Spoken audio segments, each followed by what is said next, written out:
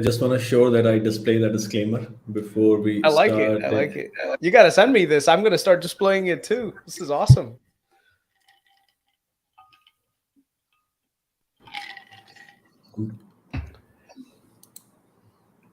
Just give me a minute. Let me just show that my mic and the speaker is okay.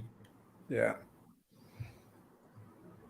Okay, looks like everything is fine. So let me just kickstart the topic today, and this is like something which Kris and I planned, that we are discussing energy a lot of time in our offline chats, and we wanted to see like a lot of things are ongoing, and we wanted to make it a regular occurrence that where we can come and sit back and just kind of take a step back, like what is going in the market, what does it mean in terms of a near term and long term implications, how the energy market itself is evolving. And since there is always a digital angle to think, and energy until this point has not been disrupted with with digital disruption as it should have been. So yeah, so I think given that we want to kickstart the discussion. Hey Kris, welcome to the channel, man. How are you doing? Good, good. I just wanted to give you guys a little bit of a background as we start this, because this way, I think a lot of times YouTubers just kind of just talk, and you kind of need to know like why a person is talking, what gives them a little bit of credibility to speak about a topic. So I'll go first. I have been investing in energy for the last 10 years. I've ridden some of the booms and some of the busts that we've had. I've pretty much done a ton of research on shale exploration. I've been a Kinder Morgan shareholder since before it changed its corporate structure. I think energy is one of those really, like, if you understand it really well, one of the areas where you can make a lot of alpha. It just depends on your willingness to kind of do the research. One of the best things I love about energy is that energy production is very, very transparent. Like you can actually go to the department, like the EIA in the US, and actually see what the total production are like in different fields all around the US. So if you're considering investing in energy ever, one of the things that I like about it is that you get a lot of transparency. There's also some really cool things with energy where, it's one of those few sectors where right now I think retail might actually have a little bit of an edge that some of these other funds may not, and that's literally because of the newer ESG initiatives that have been put out there. So a lot of because of ESG, a lot of funds, even though they see a good investment, they see there's high return of capital, they're not able to invest in it because it goes against their core principle of investing in fossil fuels, right? But one of the things, and maybe Sachin can elaborate, is fossil fuels are not going anywhere. They've been with us for the last 50, well, I would say probably 150 years now. And it's really, really hard to transition away, especially considering we as like not just as a society, but as a species are becoming more and more reliant on it, And so yes, there are other technologies out there like electric cars that are really, going to eventually disrupt a lot of your petroleum and everything else. But the question, that it's funny because every EV owner that I ask, and I'm like, oh, great, you charge your electric car. I have a question for you. Where does that electricity come from? And they're like, well, it comes from the power outlet, or the and I'm like, well, how do you think that's produced? In the US, majority of the energy in the US is still produced on coal, right? The other large percentage produced on natural gas. So yeah, it's coal is coming down, but natural gas is just taking its place. So one of the things that people need to understand is that even if we go full electric tomorrow morning, natural gas is not going away. These other fuel sources are not going away. And there's a ton of money to be made in being able to capitalize on that, on finding companies that have really good, high performing portfolio assets that could possibly kind of possibly like do really well, especially in this radical climate that we're in right now. What do you think about that, Sachin? Hey, no, I think Chris, that was quite elaborate. Before I touch that, I think let me just share with everyone, like, I mean, who am I, and do they even really care what I do and what I say? Okay, so guys, my name is Sachin, as some of you might know. Okay, I work as an expert advisor with one of the tier one management consulting firm, management strategy consulting firm. I get involved in projects with very large companies in energy, oil and gas, with banks, with the services company, with sectors which are integrated with energy. And my role is to make them understand that what is going on in energy sector and how to make sense of it. I have worked closely with several companies, especially before COVID when the industry was down, help them to navigate through the COVID restructuring and help them to move towards low carbon and energy transition pathways. I've spent 18 years in energy industry in general, working on some of the largest projects in different parts of world as a mega capital project manager. Before that, I was more a technical guy who was focused on numerical modeling, simulations. Eventually, moved into more into drilling and production technologies, and then eventually move into the role. So even as of today, I work with the with BCG as an expert advisor. I work as a strategic advisor to an ESG and private equity fund in Singapore. I'm advisor to a couple of large business schools in Europe and help them to understand like how to prepare your students in curriculum, like for example for MBB strategy, and help students to understand what does it mean energy transition. And a lot of them are looking for their career in energy transition to help them to navigate like how to go through with it. In addition to that, I run my own boutique consulting, which is focused on digital and energy transition, and have several clients and potentially more clients coming up. I'm a limited partner in a couple of companies, and yeah, helping a couple of startup, and hopefully I'll have my own startup, other startup as well at some point of time. I hope that that gives a bit on my credential. So I hope so. So like Kris said that.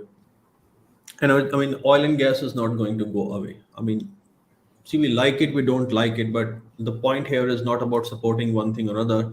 In this particular time, I think our focus is like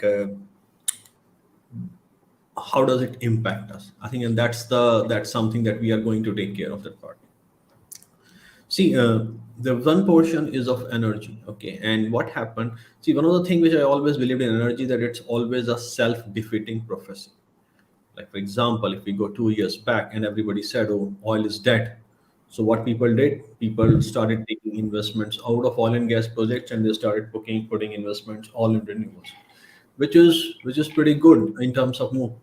But see, it will those investment will show the results moving forward, and that hasn't happened yet. But what happens because everybody was doing it, we actually ran into a scenario where there was a lot of underinvestment in the project. People or governments kind of overlooked the energy security point of view for a while. And then we ran into the situation where the supply was kind of halted and OPEC decided to keep this throttle, I mean, at their whim all the time. So we started running into the high oil price scenario. Now, on top of that, we are running into the situation where the geopolitical tensions are high, which into uh, again pushed oil prices on a significant higher basis. What is going to next most likely is that since Europe is under crisis in terms of energy, they will likely try to secure as much energy sources as possible. So that will kind of that what we saw yesterday that the suddenly the jump was there because everybody is trying to figure it out that. That I mean, before I mean, Germany can go and pressure Russia. I mean, Germany has to ensure no, that they can run their AC and they can run their vehicles. Do they have the energy security for that? So this is the one of the challenge that everyone has to understand and this is I mean, when we are looking in terms of transition also, the way energy industry works, it's not that straightforward simple. Like I mean, who is leading the transition will define what the world of transition will look like. Okay, and this is something we'll be covering slightly more in detail today as well. But overall, the renewable transition has started, but what the world of renewable will look like and how fast it will happen, it will be pretty much defined by the oil price. If oil price is high, the world of low carbon energy and the pace of energy transition will have a lot of footprint of oil and gas companies. So what I'm trying to say here is that what you are seeing big oil today, that pretty much will become big energy tomorrow. Because a lot of time I hear people come and say, "Oh, oil companies are evil; they should go bankrupt." Guys, I don't think that way. Okay, my idea is that in the fight of climate transition, we need to use each and every resources. So that's our frame of thinking. And our frame of thinking is that since these industries are not going to go away, and you can see the power of these industries as we have seen in the market recently, as a small investor and as a small person, we need to understand how it is going to impact us. So, for example, I mean, we were already struggling because of all the inflation that has happened in the recent time. Now, energy is one of the biggest contributor for any kind of inflation that you talk about. And what we are seeing nowadays, guys, is that if energy prices are going to stay higher for longer, inflation is gonna stay higher for longer. See, there are several things that helps inflation go up. Like for example, we saw the throttle in the supply chain. On top of that, if we have a high oil price scenario, there is a push up for inflation. Okay, so if these two factors drive, on top of that, I mean, Fed has to do at least some sort of ceremonial interest rate rise. I mean, after they have spoken this much, even if it is small, okay, market will throw tantrums whenever that will happen. So we have to be wary of that. We talk about this idea of now when the war is going to happen, supply chains will even be bottlenecked because countries will try to secure more and more critical supplies for them. Okay, so it will be another pressure on supply chains. Another thing that will come is, so people say, and even I believe and I say that alternatives, business model innovation, supply chain innovation, research and technology should release this pressure.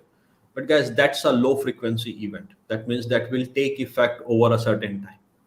But as we are looking in the near term, I mean, the pressure for prices to go up high and the pressure for oil to go high is actually pretty significant. And it's Okay, what's correlated. It's correlated. it's correlated. So let me go back to you, Chris, and let me start also displaying some of the comments that we are getting as well. Yeah. So I yeah, I think I mean, think one of the things I hope everyone understands is that no matter what you do today, your life will be impacted by those oil prices. Whether you go to Kroger and just get a dozen eggs, guess what? That had to be transported to you from certain locations, right? Every single thing gets affected. The energy is one of those input costs that just kind of goes right into what is that thing called, into the logistics supply chain. And once that becomes a point of contention, then you're going to see prices rise, because at the end of the day, the producers have to come up with some margin on it. So from a logistics point of view, energy consumption is going to add to the total cost. Another thing is, if you are using any sort of plastics, petrochemicals is how plastics are derived. So the cost of pelleting for plastics will also go up. So there are significant layers of costs that are going to dramatically increase if the price of oil goes up, right? Now, the other thing is natural gas. Natural gas is, and for a lot of people that don't know, natural gas is one of the byproducts of drilling for oil.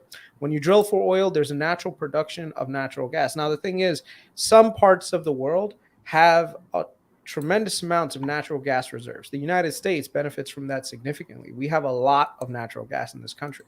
The problem that we have with our natural gas is that it's far away from everything, and we never really invested in exporting. So if you go back to the early the late 90s, Qatar was really smart. The Qataris, they knew that they had large reserves of natural gas. So one of the things that they did was they built infrastructure around being able to export that natural gas. Now, how does natural gas get exported to the rest of the world? Well, there's two main ways. One is through pipeline connections, right? In which case you have a pipeline hooked from one location to another, and you just pipe the natural gas and it goes from point A to point B. The other way is by something called liquefaction. Liquefaction is where you actually condense the natural gas into a liquid form, and then you ship it across the world.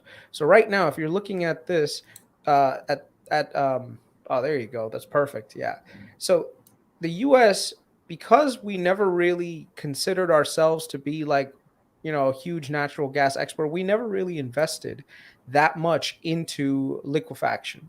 And I think that's significant, because that is, I think, such a really big opportunity, going for the next 10 years, where there are companies out there that are investing in creating and supporting these liquefaction facilities that can benefit from the availability of cheap natural gas in the U.S. and selling it at much higher prices in Europe and Asia.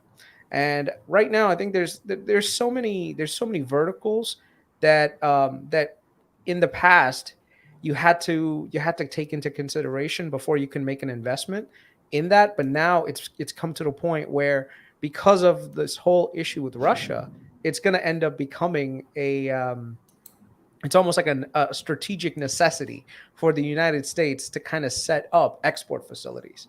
One of the things, another company that I invested in a long time ago and actually has been doing okay, is a company called Cheniere Energy. Carl Icahn took a position in 2015 and ousted their CEO, who I kind of knew through a connection. And it's funny because he now started up another company in the same area in Louisiana, and the project is called Driftwood. The company's name is called Tellurian. I don't know if you've heard of them, but they have all their permitting done. They're currently working on financing right now to get their liquefaction facility. What is that thing called? Infrastructure. Because before you make any major plans, you need financing, or at least you need guarantees from large banks. Because to produce one of these liquefaction facilities, it's not like a few $100 million. I'm talking about literally and the total projected cost is between $10 and $12 billion right now, for where it is. And but the really cool thing is, based on projections, the payback time for the entire project is literally like 2.5, 3 years. The other thing that I really like about how they're trying to do their thing right now versus what some of the other competitors have done in the past is that they also have upstream. So basically, they actually have acreage where they have upstream production, and that's being piped to a liquefaction facility that's currently being built. And then on top of it, they have other what is that thing called? Other companies who are shale producers selling their excess gas to them, so that this way they can ship it out. I think there is a breakdown of total cost, but the margins are huge right now based on what I'm looking at. And I don't know if the margins will stay like that, but based on what I'm seeing, there's no investment in adding coal back to Europeans. Nuclear is completely out of the question. The Germans have pretty much said we're not going back to nuclear. So in the 21st century, if you want to counter Russia, how are you going to do it? Well, right now the Europeans are kind of stuck because Russia provides their natural gas. So the U.S. can be an alternative, but you need to build out that infrastructure so that you can support that. And also the pie of energy, natural gas usage is growing, right? It's growing tremendously.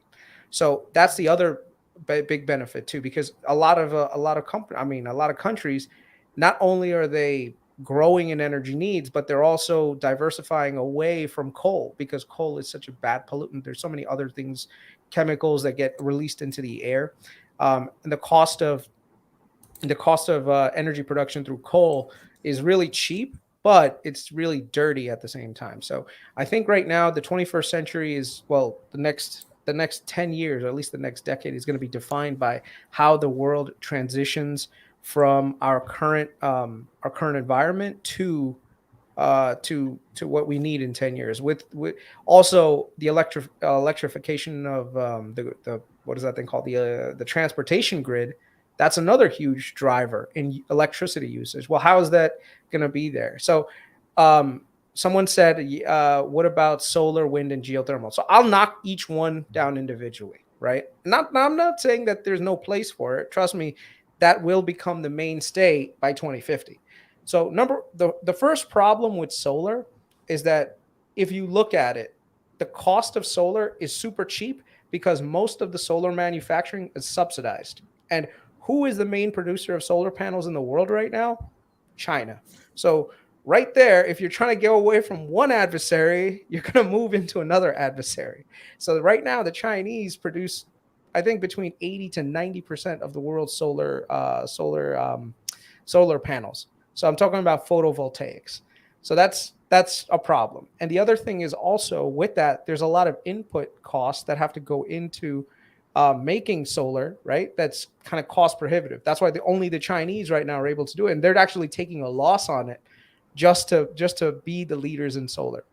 Wind is great. The problem with wind is that number one, it's not consistent, right? The wind sometimes blows and sometimes the wind does not. So you can't have a grid that's completely reliant on wind. Like some countries, they're blessed with a lot of wind, like the British.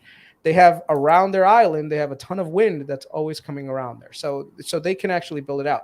But if your country is very inland, right, and you don't have as much wind capacity going through it, you really can't use that too much.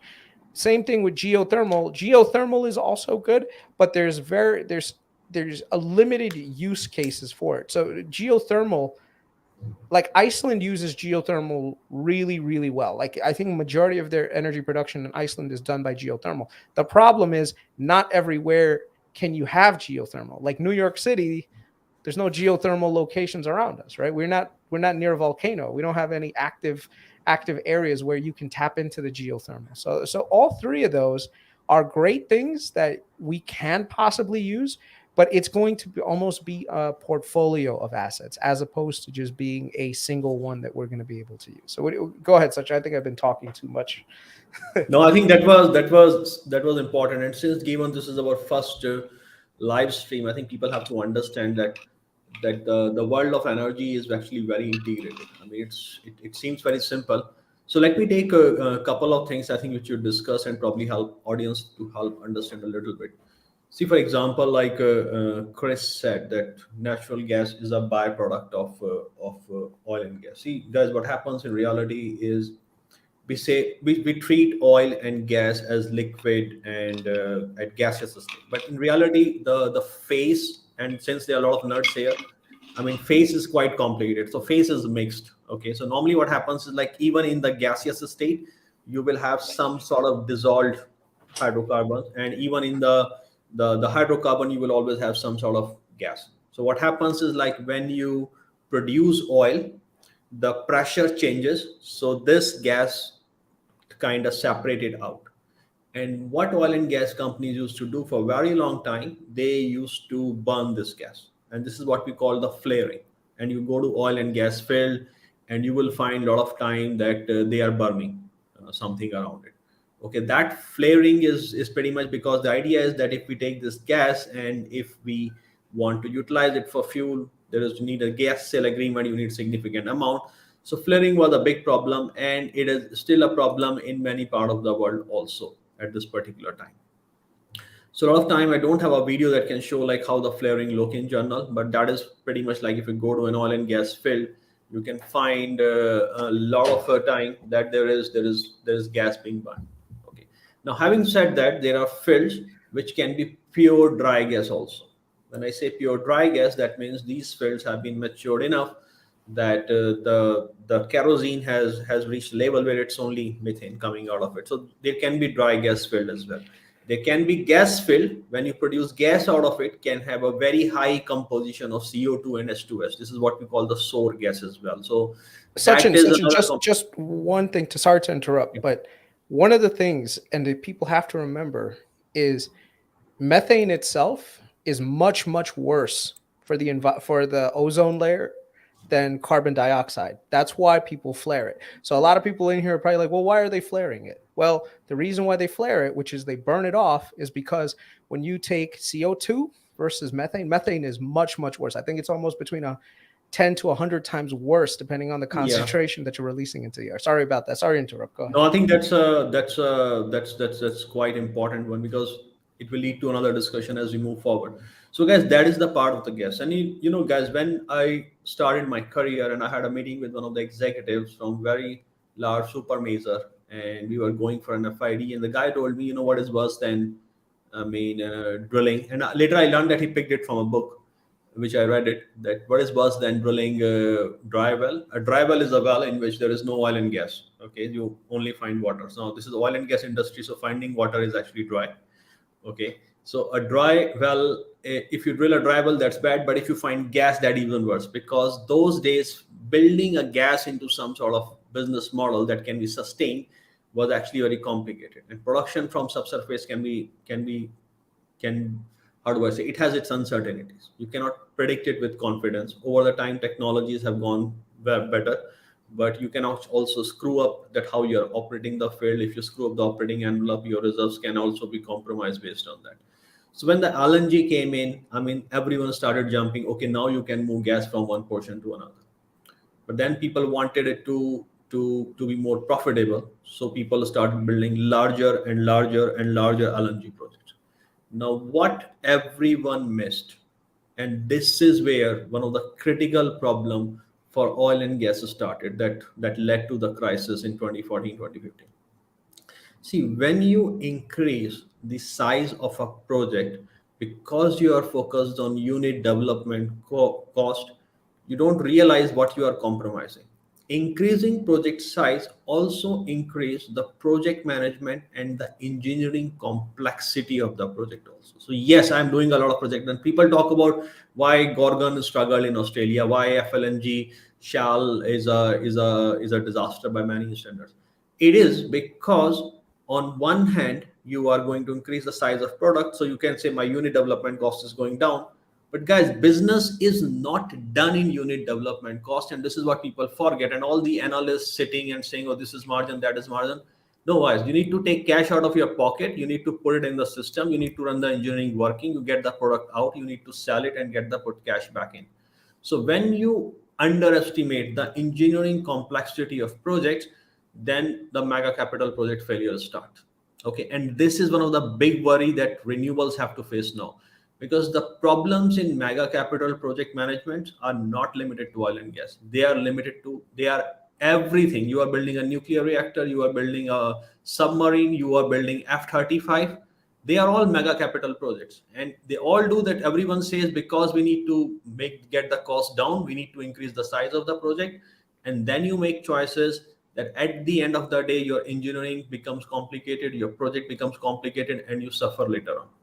So as we are moving into the large scale renewables, so one thing is the part of technology and how fast it can be scaled. Okay, the second challenge is that we also need to figure out solution, and this is where the battery technologies could be one. But I believe there is going to be other kind of storage solution also, because renewables, even if you put in a large amount, they are pretty good for base demand at this particular time.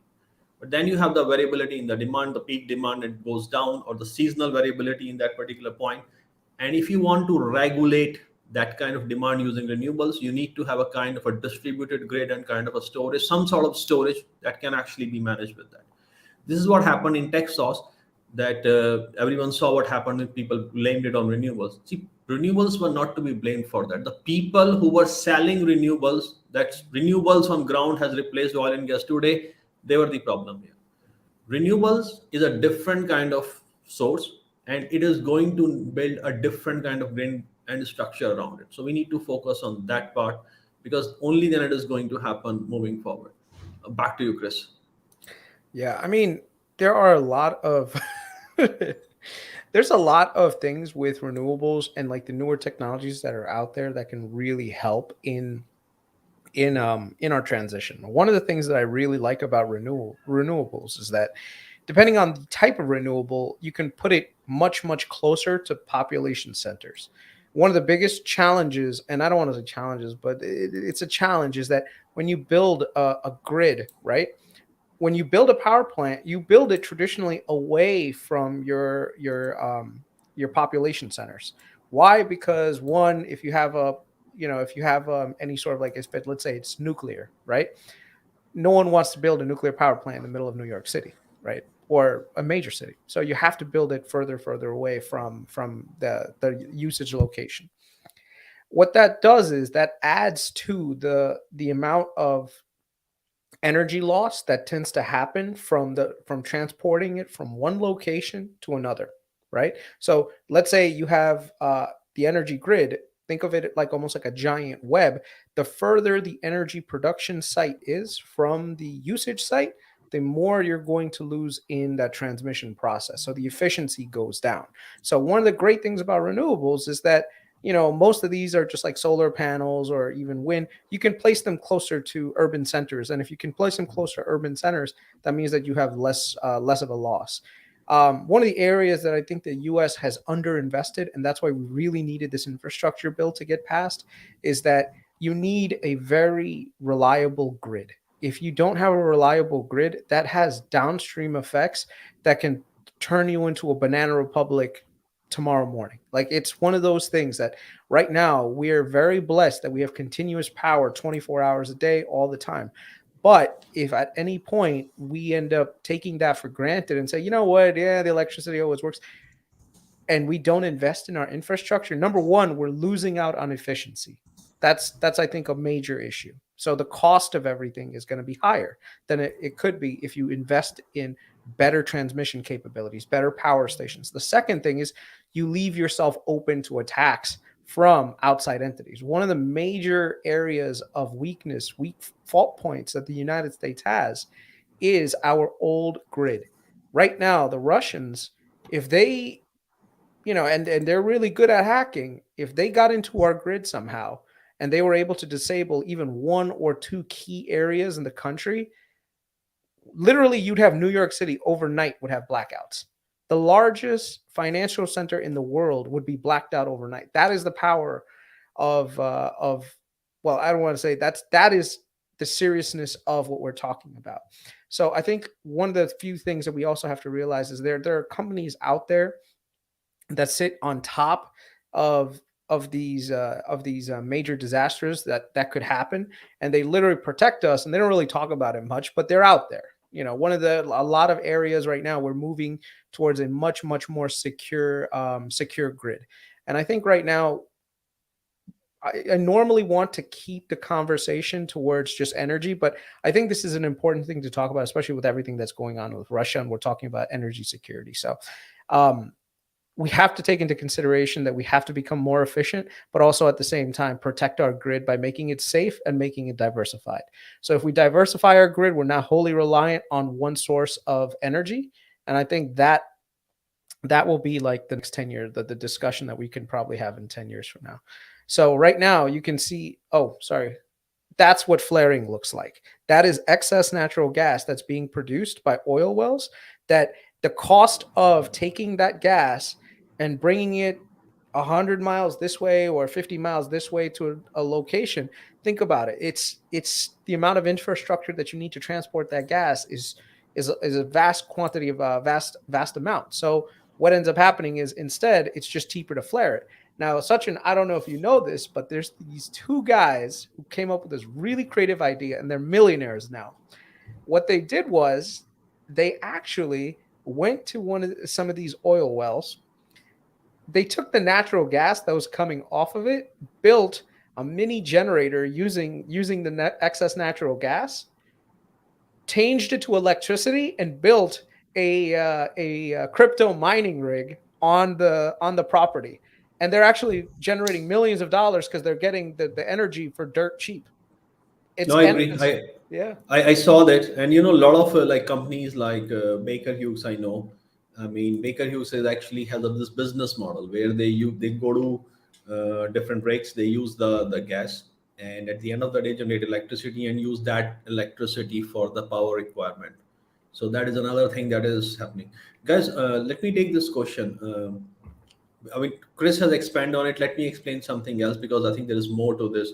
The question every time it goes like the solar, like, so I think our politicians and climate activists and regulators do excellent job in making us fight with each other. That solar versus this, wind versus this. Guys, world doesn't have enough energy. A lot of people in the field, They really don't have energy. So someone not getting energy because of current grid infrastructure that needs to be expanded to reach these areas, and that doesn't make economical business case. uh, if a portion on the world doesn't have energy even after all this progress, I mean, that means the current grid structures and business models cannot support it. So when you take solar from that point of view, like if you try to take solar from an independent unit point of view, that solar can provide electricity in a lot of portion of world without being actually can be in a closed loop grid system. I think that's a very strong thing. Another thing, I think this is also true. Like I was looking in India, what they have done is that they have put solar panels on a river canal. So they were shortage of water. They wanted to cover the canal because they wanted to stop the evaporation or reduce the evaporation, and they are using it now with solar panels. So the solar panel technology, though the cost has reduced a lot, but the process of building a panel and using it, it's a bit slow. So we really need some sort of technology innovation. I have seen a lot of research that is going on in this part, but I haven't seen a lot of scale up. So solar is going to play a role, but solar is going to replace oil and gas entirely, guys. That's not going to happen. I mean, that pretty much, I mean, in theory, and from a business case point of view, that doesn't exist. So the role of geothermal, the role of wind, I mean, all of these have to play up to a certain extent as well.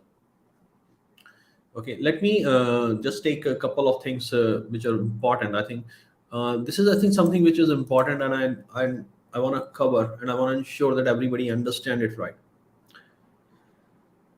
In the world of renewables, everybody has agreed to move towards net zero broadly. Everybody has agreed to use more renewables. What people have not agreed, what the world of renewables and net zero will look like. So, for example, if we talk about the transatlantic divide, that means companies which are on the Europe side and going towards renewables. I mean, they are going for renewables for everything. They are doing hydrogen, they are doing solar, they are doing utility, they are doing wind, they are doing, I mean, whatever it comes to them. Like, for example, even ENI and Equinor even invested in CFS, which is a fusion technology company, came out of MIT. But if you see the US majors, they are focusing on low carbon. When I say low carbon, that is carbon capture technology. Is, I mean, if they can get to hydrogen out of it and use the carbon, sequestrate back to the subsurface. So now when you put a lot of money in the hand of oil and gas companies, they have the cash, and they have already perfected cost optimization in last 4 or 5 years or 7 years in the decline. So in the high oil price scenario, guys, they are printing money, they are printing dollars. So think about it. These companies have already decided to move towards renewable. That means they are going to acquire technology. These are global companies. Renewable companies are not global companies in that sense. At best, they are regional. They have been, they have historical relationship globally. They have sales channels, technical team, mega capital project experience. They have banks can give them a lot of money. Okay, they can subsidize the cost of different kind of projects working together. They have very different kind of advantages, and in ways, I mean, unfair advantages at point as well. So when these companies are going to decide like how the world of net zero will look like, the technologies like CCUS and blue hydrogen becomes more important also. Now hydrogen had been a sore issue for many because people always try to look hydrogen from a point of view of green hydrogen. And guys, I'm not saying that hydrogen will come or not come. I'm just trying to see what the strategic scenarios will look like. Building green hydrogen has a lot of waste of energy. Okay, that means you really need to get green hydrogen working on a marginal cost of energy, which means that you need to always design your project way above your baseline. So whenever the baseline has the excess capacity, use it for green hydrogen. That's the whole idea coming into it. But when you're talking of blue hydrogen, see, blue hydrogen, the 80% blue hydrogen need is what already exists in oil and gas. They need to produce gas. They need to find gas, they need to produce gas, and there is a lot of undeveloped gas sitting on the balance sheet of all these companies, which they don't produce. It disappears. And guys, we know balance sheets are protected with life. So this is not going to disappear. So now this gas is produced, they use this gas, and they take the carbon dioxide out of it, and they put the carbon dioxide back in subsurface, and they sell this hydrogen. And there is a market for that. The reason for the market is because there is a big market of industrial hydrogen that already need a replacement of black hydrogen. That means you create hydrogen and leave CO2 to the atmosphere with a blue hydrogen. So there is already a market for that. And the blue hydrogen economy is not same as the green hydrogen economy. And blue hydrogen doesn't have to compete with EV either. Blue hydrogen has to actually compete with gasoline. So there is a view in the activist community is that oil and gas industry is evil, so we should not support blue hydrogen because then oil and gas use. But there are two views on this one. You already have this gas sitting on a lot of people's balance sheet.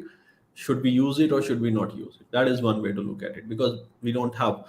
Another way is I don't think it's an option anymore. If oil price is going to stay high and the world is going to make irresponsible uh, investments in energy at times, pretty much we are making a scenario where oil price more or less is going to stay high. If oil price is going to stay high, projects will be subsidized by cost by bringing in the blue hydrogen angle.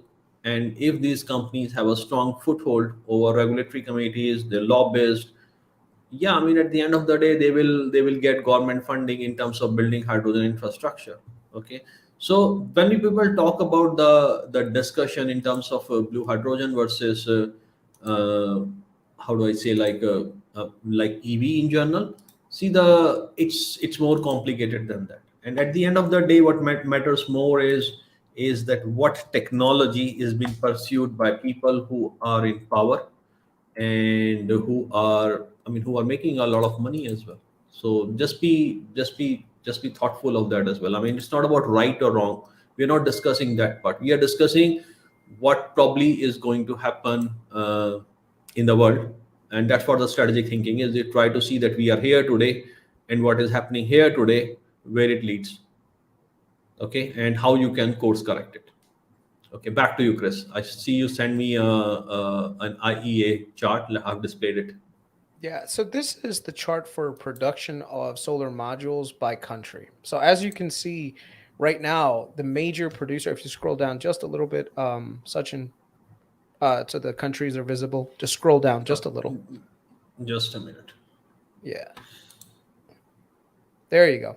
So right now you can see these are the major producers of solar panels, right? So if you look at it, the major producer right now, like I said, is China, followed up by Malaysia, Vietnam, Chinese Taipei, which is Taiwan, because people don't want to refer to it as Taiwan apparently, Korea, and others. So, but you can see the average cost has gone down dramatically, right?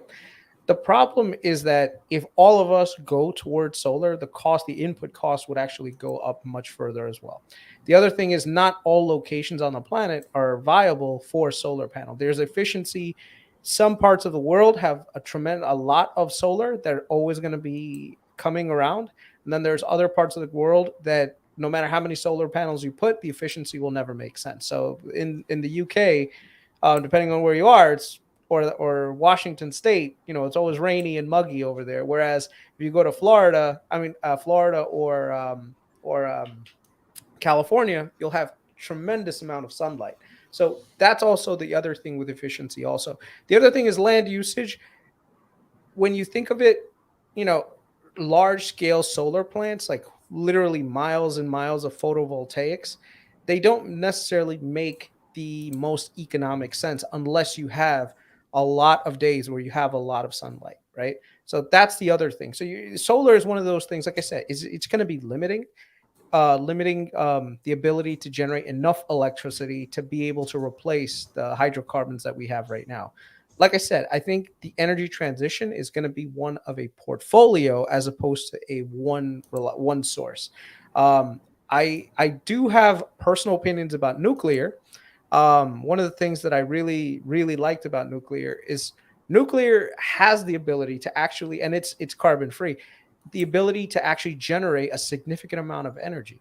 Right now, if you go to the power grid in France, 80 to 90% of France right now, their electricity is generated by nuclear. They have one of the best safety records in the entire world in maintaining nuclear. What is that thing called? Nuclear power plants.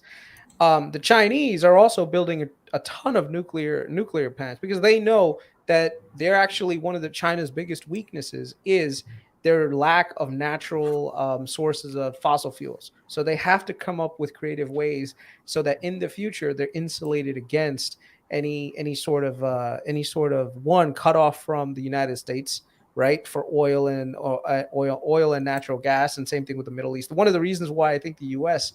is so geopolitically involved, and I know Sachin is going to have a lot of things to say about the petrodollar, but that's the other thing.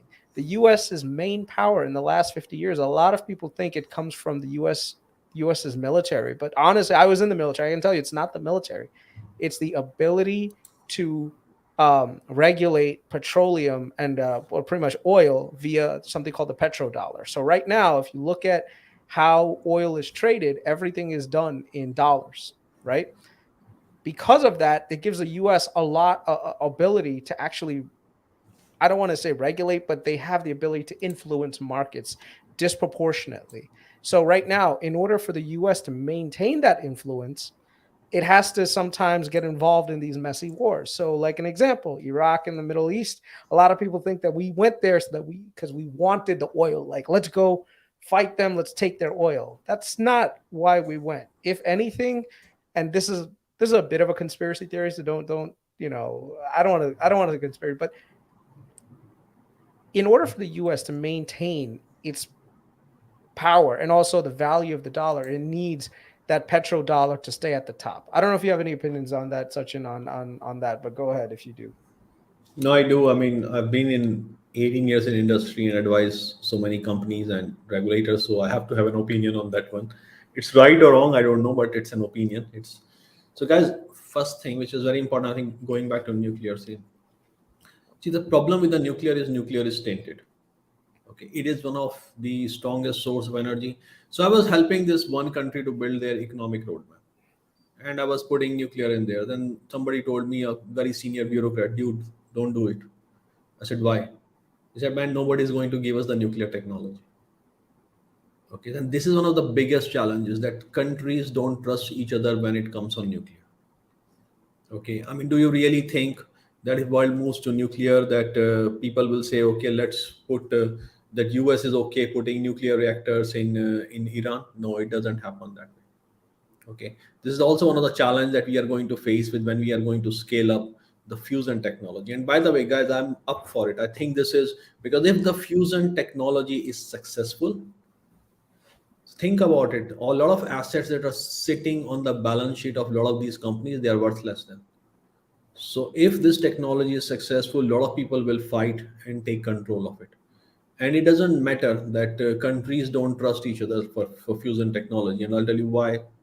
So for example, if US has a breakthrough, what CFS is doing, and some of other companies, and we saw Google was working on this deep AI to control some of the nuclear fusion processes.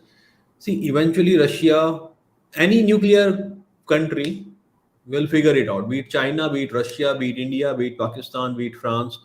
I mean, you know how world works. Something comes up in one part, somebody breaks the code. Eventually, somehow people figure out how to break the code in other part of worlds as well. Okay, so the thing in that particular case is because there's a lot of business value that will disappear if fusion suddenly appears on the scale. So my understanding is this technology will come up, but it will be delayed, and only slowly it will appear because it has to make a business sense. And in this particular case, not a business sense in terms of a working model. It's a fusion technology, it will work in terms of business model, but in a business model to protect what is incumbent, who controls fusion in the world, that is more important for a lot of people than breaking the fusion code for energy. And the second part, the portion I said, who controls, that is a big challenge. And like Kris discussed in terms of petrodollars, it is kind of linked to it. See, a currency has a demand, okay, and US prints a lot of debt. This debt is printed based on a demand that world needs for it. Okay, by putting the dollar trade in, I mean, like by putting dollar as a kind of a de facto currency for oil and gas. I mean, like all of my projects I have done all of my life, all of my NPV, every time I'm going to bank to raise bank guarantee, everything was in dollar. Okay, I mean, I had to protect and hedge some time against the moves in the dollars and currency. Later on, I start learning about more about it, like how do you hedge about it. Sometimes what is happening is that you are paying your contractor in one currency, but your project is into there are a lot of things that goes into it. But it is pretty much established that US can sacrifice a lot of sacred cows, but petrodollar is not among them. And this is where actually a challenge they are having in the current crisis also, that if they put sanction against Russia, I mean, they are putting sanction, but if you see and you go into the detail, a lot of these sanctions are individual sanctions. Okay, they will try to throttle the trade, but in that particular case, China can take off a lot of cheap oil from Russia's hand, and they can actually do trade in one. If that thing starts, a lot of countries will start asking the same question: is the geopolitical order is changing in the world? Can we also do trade outside dollar? So that is something which is actually very complicated, and this is something nobody wants to know. And this is actually one of the things that people wanted to understand, that the damage in that particular case happened to us. It will be very invisible, but it is going to be a significant damage. Okay, and I can assure you, in my opinion, and as much I have seen in my life, be it Biden, be it Trump, be it Kamala Harris, be it Tulsi Gabbard, be it Ted Cruz, this is something that is beyond above everybody's level. It's not about dams, it's not about raps, it's something which is very fundamental to how US has created the dominance, and I don't see they can give it so easily. Okay, back to you, Chris. Yeah. So because of this petrodollar, I think a lot of things are going to going to basically happen, and there's going to influence a lot of the decisions that we make around Russia. One of the questions that was asked today on one of the things was, is the U.S. decided to stop transacting with the Russians using the SWIFT system. The SWIFT system is what the U.S. also uses to maintain banking transactions, interbank transactions around the world. The U.S. pretty much controls it. So if the U.S. wanted to, it could cut off the Russians and say, well, you know what, from now on, you're cut off from being able to transact with the world. I know it's a real strong power that the SWIFT system has, but the U.S. has it. They did not use that yet. I don't think they cut the Russians off. They just put a whole bunch of sanctions. They put a lot of prohibitions on transfer of assets. They're probably going to freeze a lot of assets that they've identified from individuals with ties to Putin and their family members that have in the U.S. And here's one thing that a lot of, and I'm going to keep it very lighthearted because I think I want to try to make this a fun thing. I would say about a third of Manhattan is probably owned by the Russians. All right.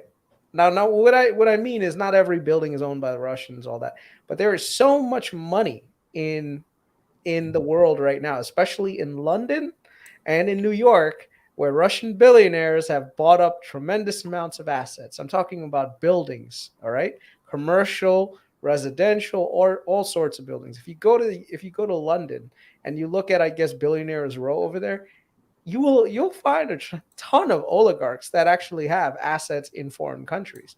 This is ill-gotten gains that they've had domestically in Russia, but after the fall of the czars and what happened to them in the early part of the 1900s, they're like, no, we're going to be smart about it. We're not going to keep our money in the same country. We're going to take it, buy up assets in foreign countries. And those are the two locations where I know they have a lot of assets. I also know they probably have assets in California and probably Florida too, because they do have large Russian populations there.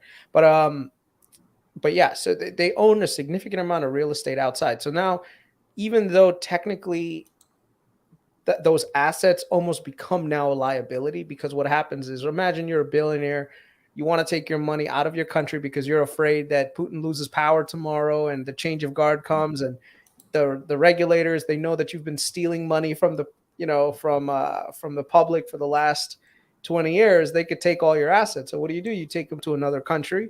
Now the problem is Putin's raising problems with these other countries. So these other countries like the US is saying, hey, listen, we know where all your assets are. Let's grab them. put a freeze on them. So now what happens? Now these oligarchs are going to be putting pressure on Putin to say, "Hey, you need to settle this with the U.S." So I know a lot of people are here. Well, what does the oligarchs have to do with Putin? The oligarchs are the reason why Putin is in power. If the oligarchs turn on Putin, Putin is not as powerful as he thinks he is. You know, all these billionaires that are around the world that have been profiting for the last 20, 30 years, that is what props him up today. If they turn on him, they're done. So right now, the U.S. is taking a very measured approach. They're saying, you know what, if we want to get Putin to change his mind about what he's doing, then we're not going to target him because he's insulated against a lot of the things. We're going to target the oligarchs. And how are we going to target them? We're going to target their assets that are located on foreign soil. I think that's quite a strong thesis. I mean, and I believe in that, Chris. I think one thing, looking back, also, I think going back, like if I have to go back to the topic of energy as we discussed, like it was a question like there's one piece of energy which I'm super excited about it, and people try to look down a lot of time, but I'm super excited that offshore wind is actually going to play a lot of big role, and I'll tell you why. First, offshore wind is something which is kind of a on a junction of where the traditional renewable industry versus the oil and gas engineering kind of have a good match. So, in order to make it work, both industries have to work together. Okay, you can see from the size of operation, this is something which is very, I mean, day-to-day job for an oil and gas company in general. Now, when the one of the thing which Chris discussed in general was that the when you are inland, there is always issue with the wind. Okay, when you go to offshore, that bottleneck is kind of released. When you go to floating offshore, you actually multiply whatever world capacity of offshore wind almost by 4 to 5 times. Now it needs engineering solutions to work it out. I mean, and this is one of the reasons that, I mean, I'm not saying this is going to replace a lot, but this is going to produce a lot of energy. And guys, this is where you need to think tactically as well. See, world is going to almost take the offshore wind energy, and you can check the IEA sites for it, almost 5 to 10 times within this decade. And at this particular point, that means if you see this structure which I'm showing, it needs heavy lift vessels to move it. It needs a lot of engineering and construction companies to actually create these monopiles over which these wind farms are installed. You need companies which are going to do this offshore wind farm installation, companies like Kettler sometime. There's no, please be advised, I'm not providing any financial advice here. I'm just telling that these companies will have a lot of work to do. In my opinion, companies which have offshore wind farm installation, they are the equivalent of drilling companies in the world of offshore wind. So you need to understand where the energy is moving, from where the engineering is coming, okay, where the cash is coming, how this industry actually makes money, and then you start realizing that which are the companies and countries that are actually going to be benefited by that. And as an investor, that is something everyone has to work out their own thesis on that, but it is important. Okay, back to you, Chris. Yeah, I mean, right now we're at a point of transition. So I think any sort of any sort of new renewable that we can use to get away from our current situation, I'm for. I think right now every country realizes that energy security is also national security. That's the topic that I think a lot of countries have to understand and they have to adopt it. You know, if you're reliant on other countries for your energy, then that's bad. You know, you're going to be beholden to their whims. So if a country provides you with a significant portion of your energy, whether that be directly through transmission from their land to your land, or they provide you a fuel source, you know, you kind of have to kowtow. Right now, there's a lot of countries and economies that are wholly dependent on other countries. Renewables are a great way to get away from that almost what is it called, that liability from them. So I think a lot of countries, they should be trying to figure out how to capitalize their natural resources in order to get away and transition to cleaner fuel. So an example is if you're, let's say, India, right? India, in the northwest part of India, they have something called the desert, Tar Desert in Gujarat, which is the state that I come from. So one of the things that they have a lot of there right now is they have barely any rain, but they have a lot of sunlight. So great place to build solar plants. Not only solar, but they can put thermal solar. So basically, instead of photovoltaic, where you're taking sunlight and converting it directly to electricity, instead, what you're doing is you're setting up all these mirrors that reflect to a point in a tower that has like liquid what is that thing called, either I think it's molten salts, because Yep. molten salts can retain their There energy are for longer there are a periods. lot of ways. There are a lot of ways. I Yeah. mean, thermal, and there's also a geothermal ways also, which is not traditional geothermal, which are related to the volcanic. Okay, it works on Mhm. a thermal gradient in the as well. Yep. Let me take this question. I think this is a very important question. Do we Mhm. think all countries will follow the same energy path? King, I mean, I have to say, I mean, this is very strategic question. So think about it. Is Saudi Arabia?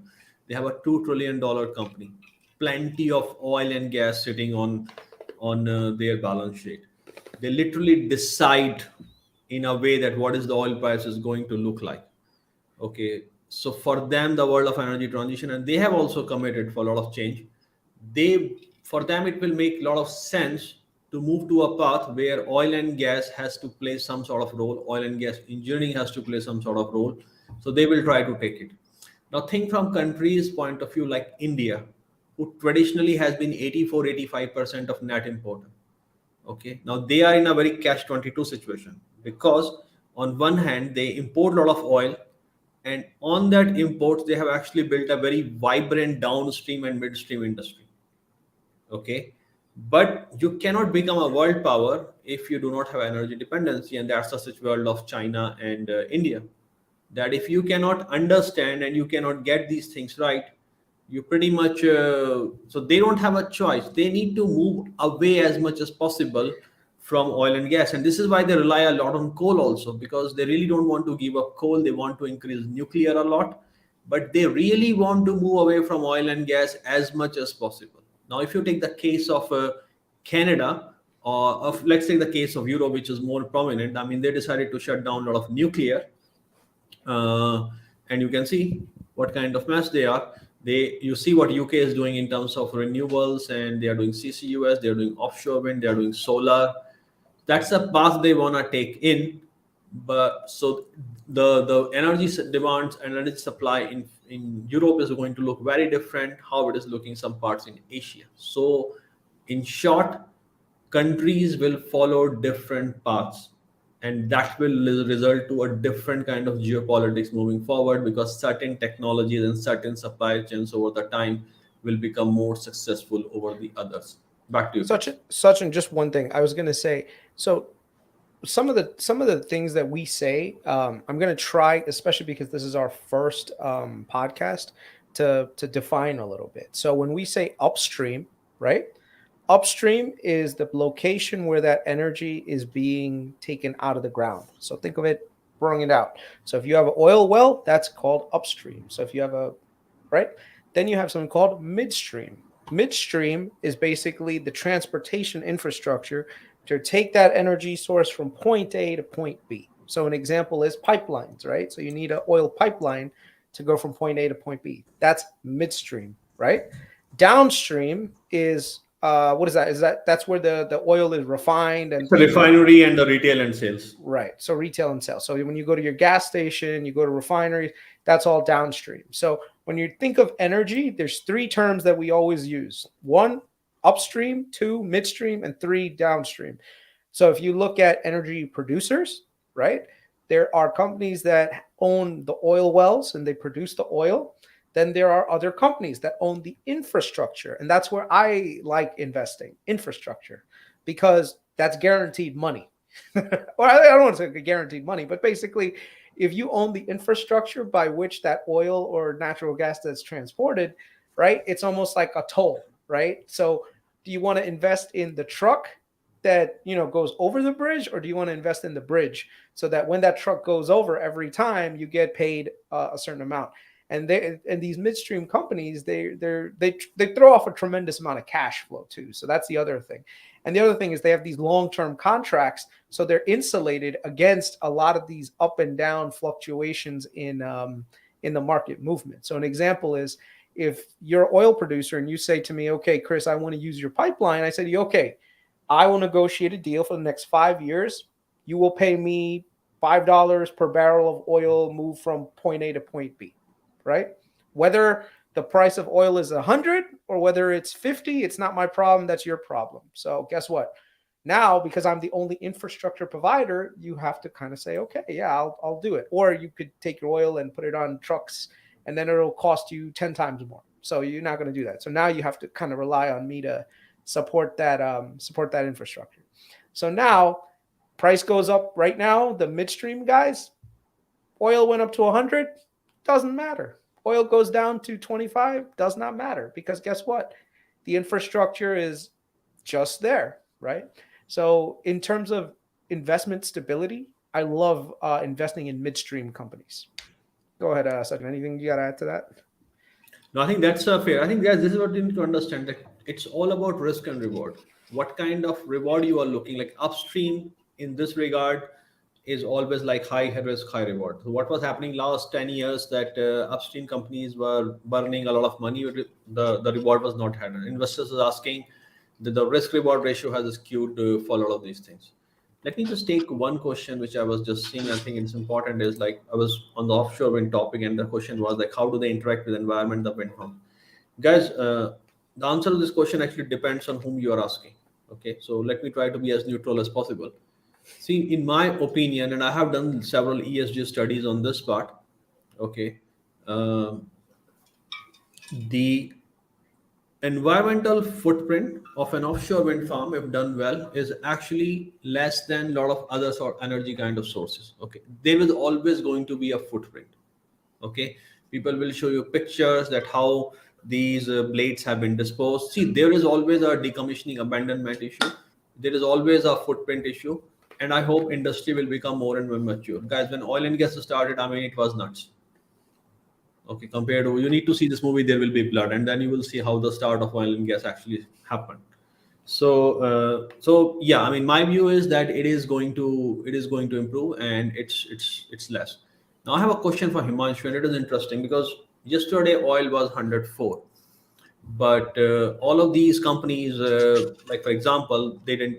So some of the companies, like my friends, were asking that oil has gone this much high, but the companies' stocks have not moved high, but certain companies went high. So the guys, think about this: if oil has temporarily moved up, and your oil barrels you are trying to sell is 8 months down the line, it's useless for you. Okay, if that's the business you are in. If the oil price is going to be sustainably high, then it makes sense for you to make the investment. But then there are companies who also have trading arms. For example, companies like Shell and BP, and they know they cannot capture these kind of jumps in the values. So what they do is they use trading strategies for that. So for example, if the oil price goes up, you sell the futures now, because even if it is in backwardation, it kind of take that tail up with it. Okay, but if it is going against you, you have a barrel to back it up. Okay, you might sometime compromise a bit of upside, but at the end of the day, if you know that what your revenue will look like 7-8 months down the line, you also have taken volatility away, so you can lock the prices with the suppliers now, with your contractors now. You have locked some futures, you know how much barrels in ball and park you are actually going to produce. So basically your volatility on your return has gone down, and it has happened because these companies have strategically integrated the physical trading and the market trading in their business models. So there are some companies which have not done it, and that's why, like, sometimes when the oil market fluctuates, especially in terms of an impulse movement, you see that oil price moves much higher than the component of the companies in which it is trading. But some companies will always have a larger run. Try to read the year-end report for Shell and BP for the year 2020, when everything was going bad, and see how much they have done and how well they have done in terms of trading. Okay, I hope, Himanshu, that answer your question. Okay, So then taking this question, what is the thesis? What is energy is based on what powerful people? I mean, I think everyone knows energy. You need to control energy to control the world. Okay, this theory is as true as it was ever. Okay, so this is where I mean, like democratizing energy has always been a pain for a lot of people because if you democratize the energy, it will disrupt a lot of status quo, and that is why a lot of people in world still do not have decent supply of energy. Chris, back to you, man. Yeah. So one of the things that you're seeing on there right now, the company Kinder Morgan actually is a midstream player. Majority of the infrastructure that actually is transported right now in the southeast in the United States, they have a tremendous amount of infrastructure that Kinder Morgan owns. Actually, let me just pull up a map of all the stuff that Kinder Morgan owns. Let's see. Guys, please be advised. We are not asking you to go long or short in Kingdom Mode. We're just using it for an example. Yeah, just as a copy link address. Let me just send it in the private chat so you can open it up. Okay. Because this will give you the scale of how large and how varied their infrastructure is around the world.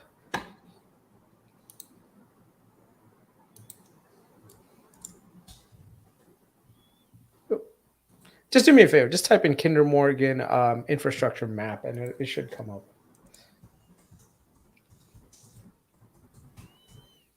I think what we should do next time, I think we're all over the place, Sachin. What you should do is pick a topic and then just talk about that specific energy source. You know, so like right now, like let's say we're talking about midstream, right? We could talk about only midstream. So you could open that up real quick. No, I agree. I mean, Yeah. I So actually, this that was a plan I had, but given it's the first time and there were like Yeah. questions, so I wanted to driven it more on the question basis as well. Yeah, of course. So if you see this, literally the entire country is lined by pipes that Kinder Morgan had laid down over the last 50 years. Their CEO is Rich Kinder still their CEO? I I haven't don't know done. when I need to check. Yeah. But basically, they own all the infrastructure going from place to place. So one of the things that you see here, you see the major areas of oil production in the United States. The first area is Texas, of course.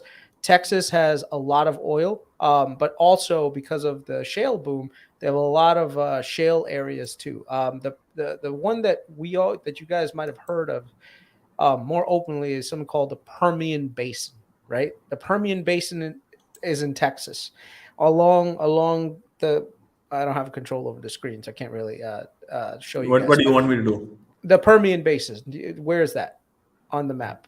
That's where majority of I'm not gonna go too far into it, but basically you can see here all the natural gas pipelines that are around the United States. You see how look at the amount of real estate that it crisscrosses.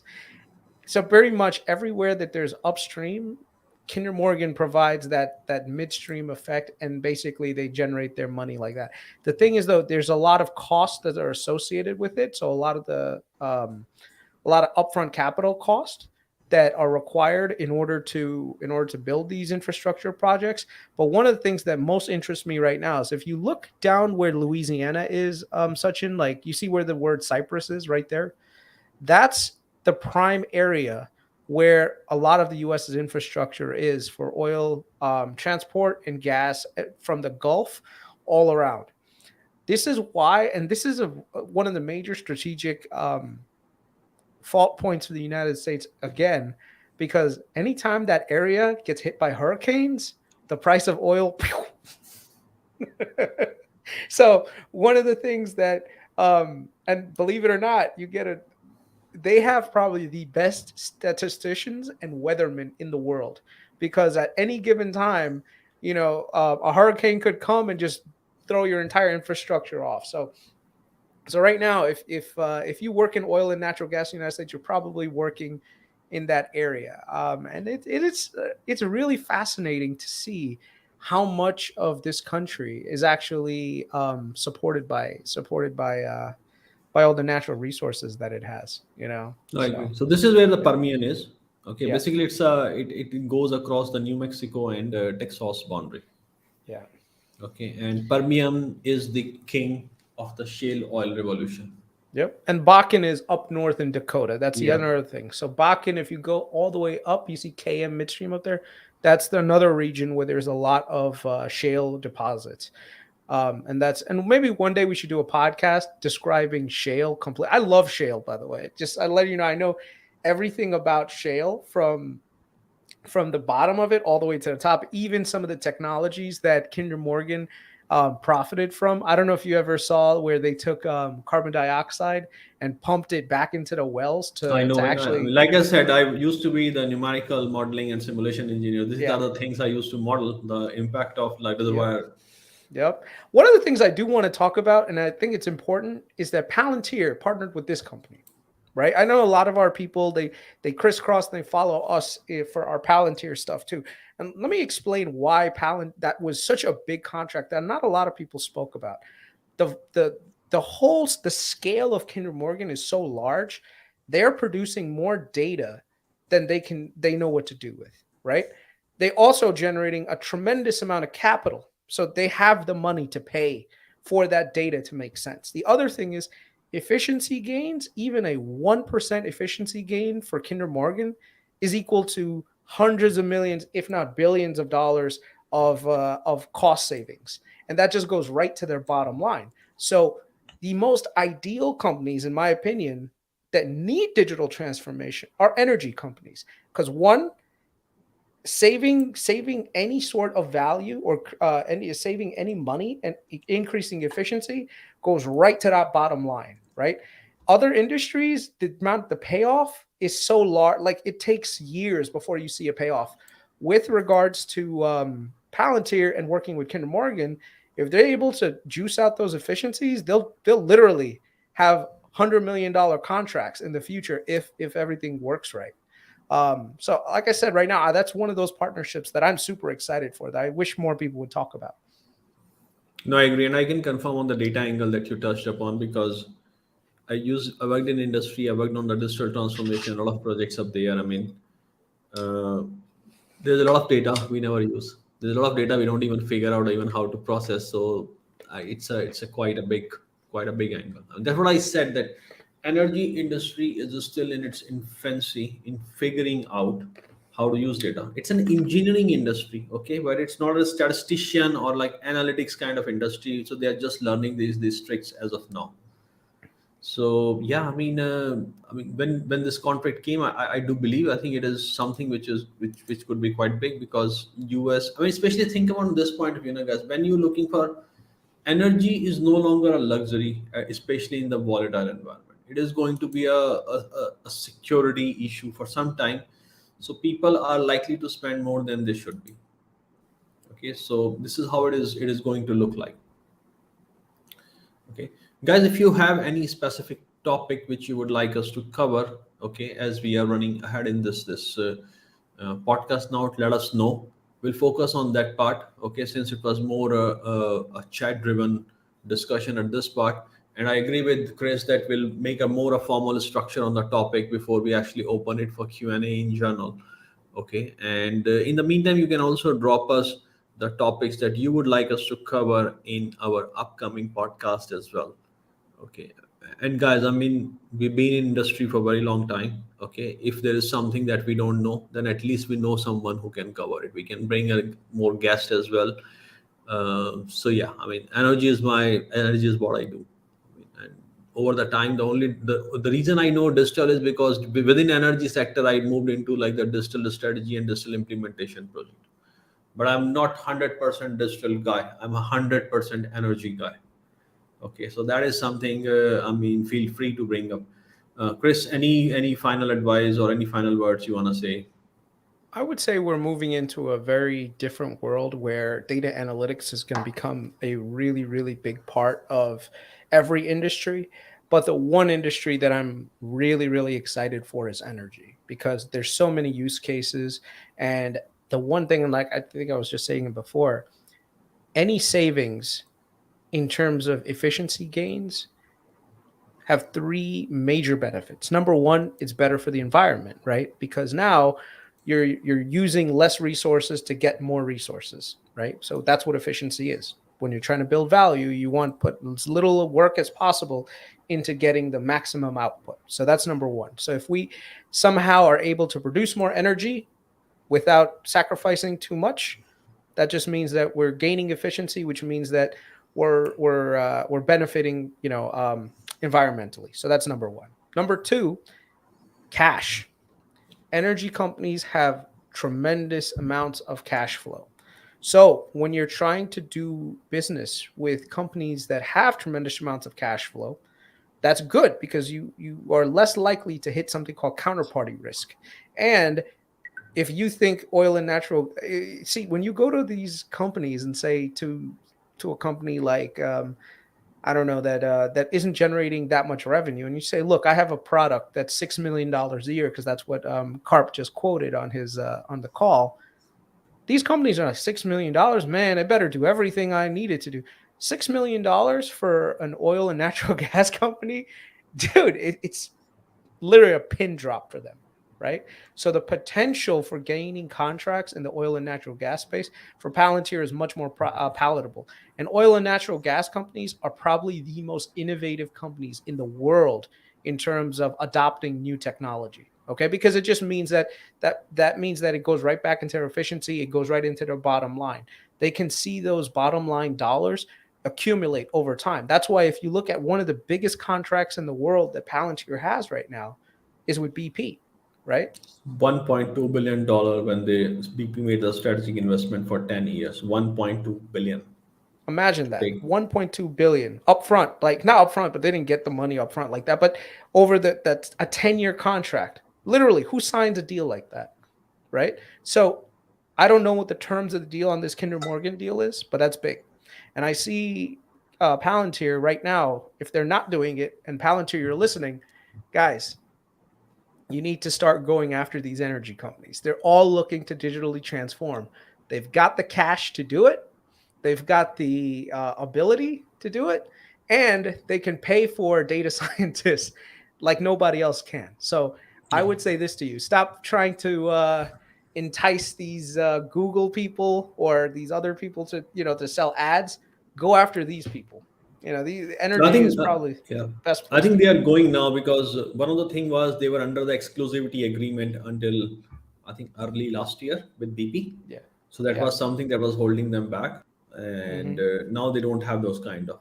And I Yeah, know them that they have hired people in new people for the energy sales team as well. I have met a couple of these guys. Okay, yeah, and I know that I had a meeting with a guy also like who was kind of in charge of from Palantir side on implementing BP transition, and we had like good technical discussion in terms of what Palantir can or cannot do. Okay, so from that part, I think they are pretty solid. yeah. I can totally agree with you on that. And another thing is like I what Chris said, I just want to echo that again. I mean, like in my time in oil and gas, and I mean I have seen good days and bad days. Yeah, I mean I don't lose sleep over 5 million or 6 million or sometime even 25 million here and there. Okay, so that kind of sum if can bring more efficiency in the operations and all that.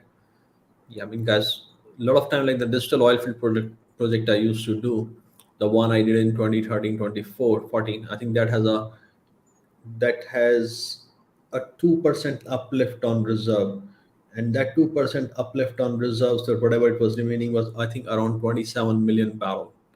So if you take a 2% of that and it was not a digital transformation project in a sense like we are doing today. Okay, so you can make it's a lot of dollars. Okay, and to spend a fraction of that, and sometimes the money is not spent just because there is a value for that. Sometimes companies want to establish their credibility that they can do something what others are not doing, so they can actually spend more than what is needed at times as well, because that establish them a position in front of regulators and operators where they can go for other projects by showing their expertise. Okay, so it's a business and a strategic decision that happens. So I hope, yeah, I mean, in terms of Palantir position in energy industry, I would say they haven't scratched the surface yet. Yeah, yeah. And the other, despite yeah, go ahead. Sorry. despite scoring the biggest digital contract with one company and went into exclusivity, Palantir has not scratched the surface in an industry that is about to spend nearly $100 billion in next 3 to 4 years on this phase of digital transformation. And Back not to you. to one more thing, just so everyone knows. Right now, the other competitor, supposed competitor to Palantir's C3 AI, which I think it's, I wouldn't say it's like, I'll leave it. I'll leave it at they're an AI company, but their largest contract right now, which is makes majority of their revenue, is Baker Hughes, right? What does Baker Hughes do? Yeah. Baker Hughes provides for oil and natural gas companies the equipment and everything else to support their upstream, right? So there goes. So I'll be By the honest, way, man, I don't consider yeah, C3 AI Palantir competition. They try to pitch themselves as competition because that's yeah, give them good view. yeah. And yeah, man, I mean, I'm not even, I haven't received even positive feedback on the partnership Baker and C3 AI has. But Yeah. again, I mean, I could be wrong on that, and my information could be biased as well. But yeah, I mean, I'm not worried too much about that. What about your old stomping ground, Schlumberger? Even though technically it's supposed to be Slumber, what do you call it? Damn, Schlumberger, now I'm like calling it like the Schlumberger. German. I mean, It's that's a supposed to be German. Slumberger, okay? It's Slumberger, okay? But yes, yeah, the roots are German. The company is French. See, I mean, see, I left Schlumberger just, I mean, few months back. I think I'm still like kind of an NDA.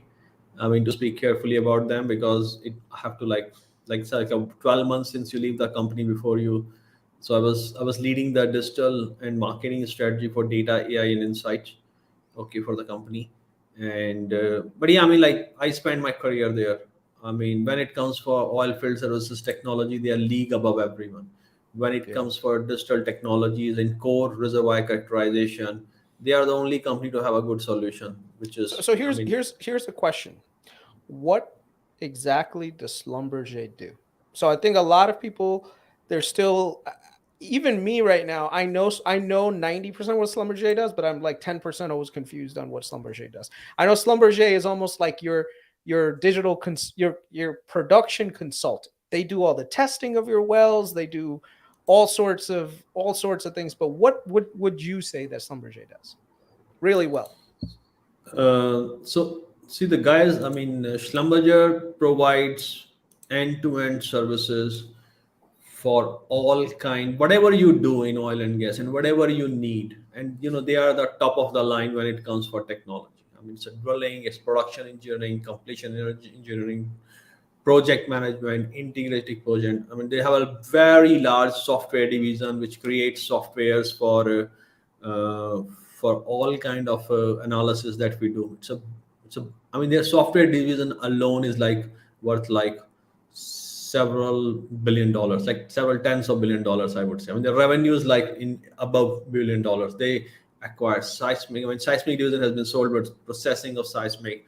They do lot of research, and a lot of people may not know that a lot of research that led to the development of SIM card technologies and wireless technology in early phases. I mean, these were the research that was patented by Schlumberger, but since they cannot use it, given the hostile environment in the downhole situation in a well, I mean, these patents were seconded and kind of sold to other companies over the time.